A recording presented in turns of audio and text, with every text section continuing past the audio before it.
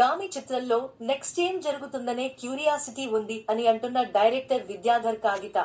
దీనికి సంబంధించిన మరిన్ని వివరాలను ఈ వీడియోలో తెలుసుకుందాం.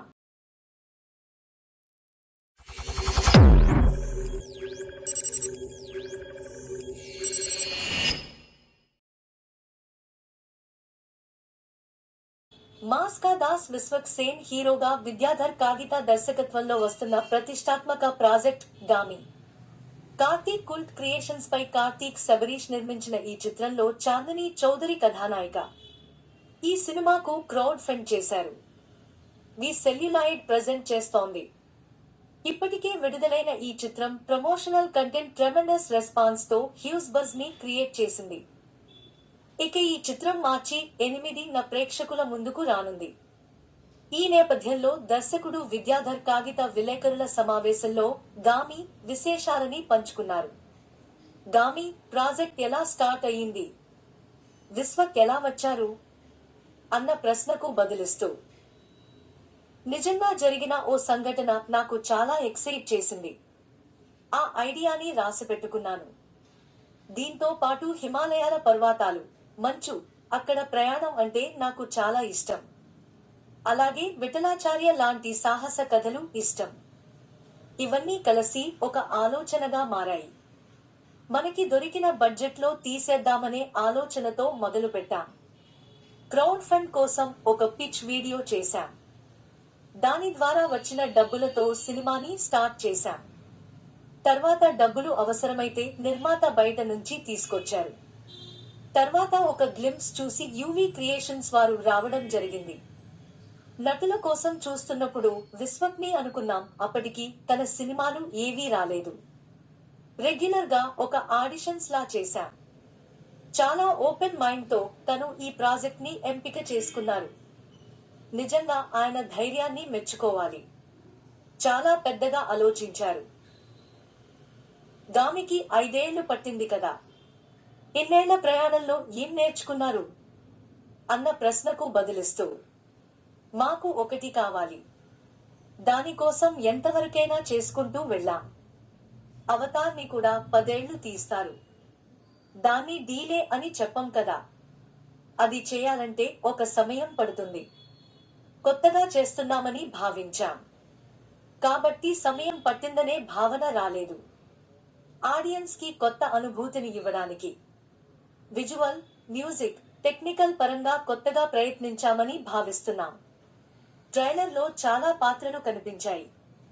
ఇది హైపర్ లింక్ స్టోరీనా అన్న ప్రశ్నకు బదులిస్తూ, ఆ లింక్ గురించి ఇప్పుడే చెప్పడం సబబు కాదు. అది సినిమా చూసిన తర్వాత తెలుస్తుంది. అయితే ట్రైలర్ చూపినట్లుగానే ఆ పాత్రలన్నీ చాలా ఆసక్తికరంగా సాగుతాయి. సమత్, హారిక, చాందిని వీరందరినీ ఆడిషన్స్ చేసే తీసుకున్నాం. ఇలాంటి ట్రావెలింగ్ కథని ప్రేక్షకులకు ఆసక్తిగా చెప్పడానికి ఎలాంటి ఎలిమెంట్స్ ని పొందుపరిచారు అన్న ప్రశ్నకు బదులిస్తూ, గామి సినిమా అంతా ఎంగేజింగ్ గా ఉండబోతుంది. తర్వాత ఏం జరగబోతుందనే క్యూరియాసిటీ ప్రేక్షకుల్లో ఉంటుంది. స్క్రీన్ ప్లే చాలా గ్రిప్పింగ్ గా ఉంటుంది. ఇందులో డ్రామా చాలా అద్భుతంగా ఉంటుంది. అది ప్రేక్షకులని సినిమాలో లీనం చేస్తుంది.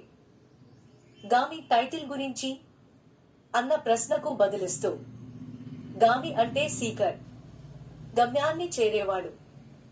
ఇందులో ప్రధాన పాత్రకు ఒక గమ్యం ఉంటుంది.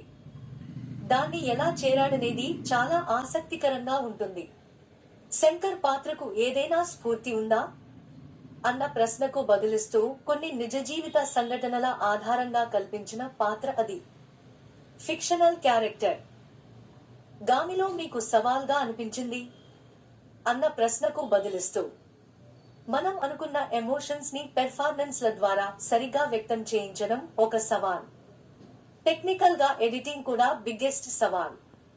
కాంప్లెక్స్ సినిమాని ప్రేక్షకులందరినీ లీనం చేసేలా ఎడిట్ చేయడానికి చాలా కష్టపడ్డాం.